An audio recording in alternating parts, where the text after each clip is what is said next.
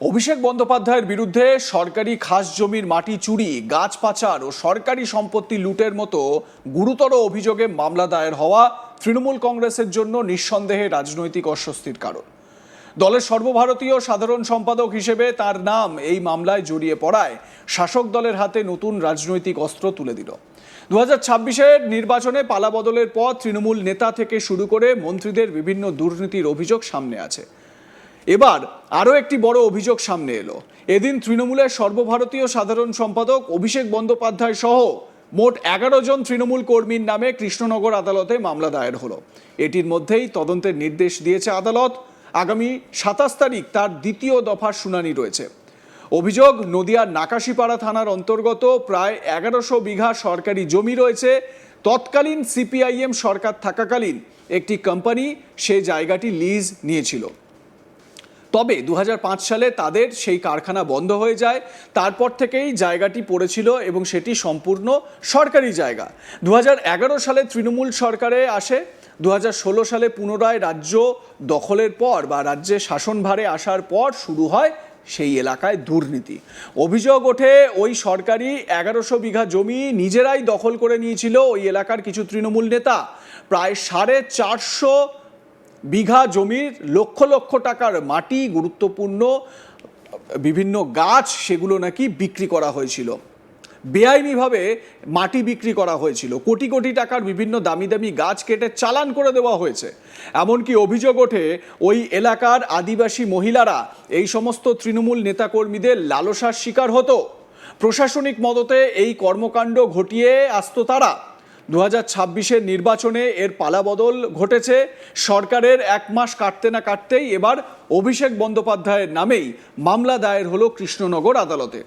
নাকাশিপাড়া বেশ কয়েকজন বিজেপি কর্মী এই মামলা দায়ের করেছেন। তাদের মধ্যেই একজন হচ্ছেন পরাশর মণ্ডল। কি বলছেন অভিযোগকারী, শুনুন। টিএমসি সরকার জামানত থেকে এরা একটা তাণ্ডব চালায়, দীর্ঘদিন ধরে করছে এই জিনিসগুলো। এমনকি মাটি যেভাবে কেটেছে তার ধারণার বাইরে। মোটামুটি 400-450 বিঘা শেষ করে দিয়েছে মাটি কেটে। এটা নিয়ে আমি অভিযোগ দিই, হ্যাঁ, থানায় অভিযোগ এর আগেও আমি দিয়েছি, কোনো স্টেপ নেয়নি। তারপরে এমনকি আমাদের কল্লোল খাঁ মহাশয়ের কাছে একটা দরখাস্ত লিখে পাঠানো হয়েছিল, কোনো রেসপন্স পাইনি। আজকে দীর্ঘদিন ধরে এইগুলো করছে ওরা। তারপরে কিছু আদিবাসী মহিলা আছে আমাদের ওইখানে, তাদের উপরে খুব অত্যাচার করে। এমনকি কিছুদিন আগেও সেই আদিবাসী মহিলাদের বাড়ির মধ্যে কিছু বম পিস্তল রেখে, হ্যাঁ, মানুষকে হুমকি দেখাচ্ছে। কারা করছে এটা শাহজাহান শেখ, তারপরে অনেকে আছে, 10 জন এরা এই জিনিসটা করছে। কোনো রাজনৈতিক দলের সঙ্গে হ্যাঁ, যুক্ত ছিল এখনও আছে। তারা টিএমসি পার্টি করে, দীর্ঘদিন ধরে করে আসছে। তারা অনেক কিছু করেছে, ঠিক আছে। আপনারা কি এর আগে অভিযোগ জানিয়েছেন? বহুতবার অভিযোগ জানিয়েছি। আজকে 16 সালেও অভিযোগ জানানো হয়েছে, 19 সালেও অভিযোগ জানানো হয়েছে।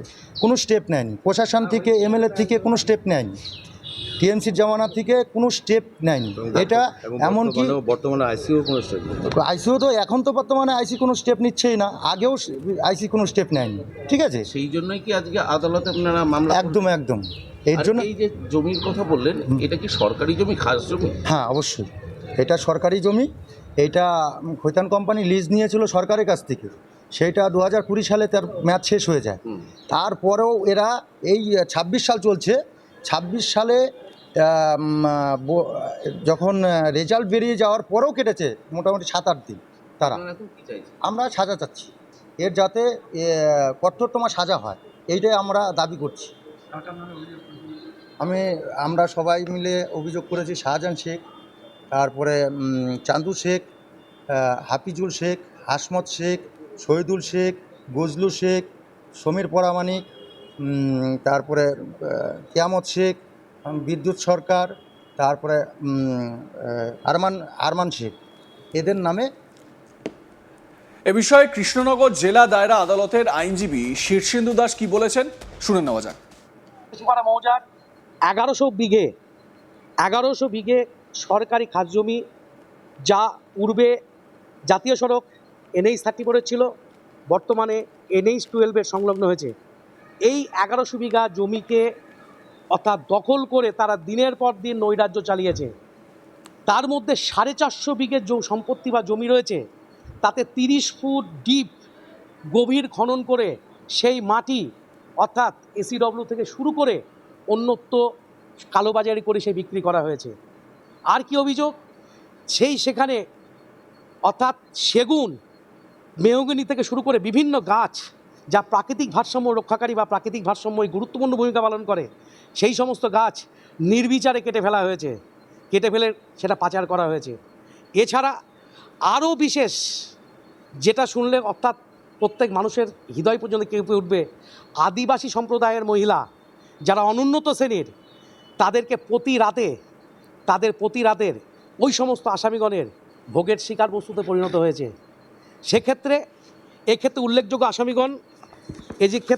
আসামিগণ হচ্ছেন, নাম বলছি, আমরা দেখতে পাবেন শাহজাহান শেখ, চাঁদু শেখ, হাফিজুল শেখ, হাসমত শেখ, শহীদুল শেখ, গজলু শেখ, বিদ্যুৎ সরকার, সমীর প্রামাণিক, কিয়ামত শেখ, আরমান শেখ।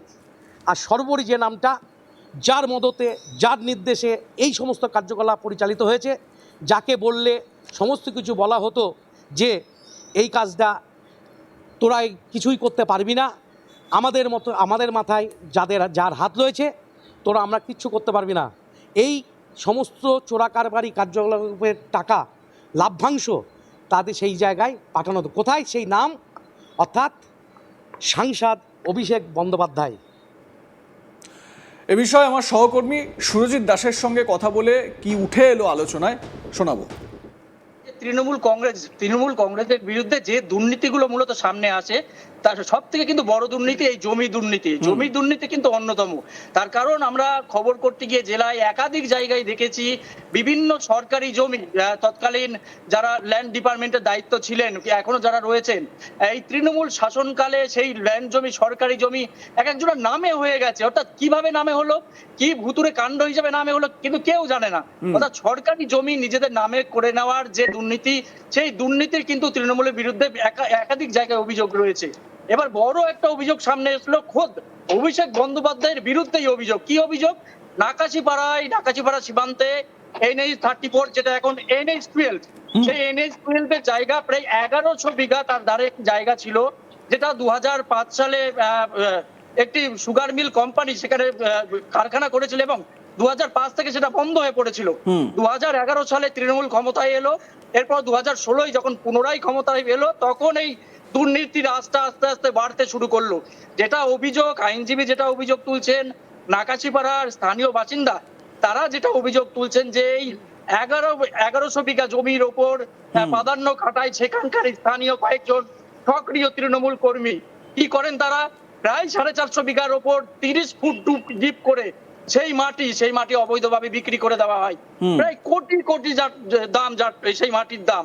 শুধু তাই নয়, সেখানে বড় বড় সেগুন গাছ, অন্যান্য দামি কাঠের যে গাছ, সেই গাছ ছিল, হাজার গাছ ছিল, সেই গাছগুলো একে একে বিক্রি করে দেওয়া হয়। যেখানে তৃণমূল সরকার রাস্তায় নামতেন সবুজ বাঁচানোর জন্য, সেইখানেই কিন্তু দেখা যাচ্ছে এই হাজার সবুজ ধ্বংসের যে প্রক্রিয়া, সেই প্রক্রিয়া তৎকালীন প্রশাসনকে দিয়ে সংগঠিত করেছিলেন তারা। ভয়ে কেউ মুখ খুলতে চায়নি। লাইক, কমেন্ট, শেয়ার করে আপনাদের মতামত জানান। দেখতে থাকুন আজ তাক বাংলা।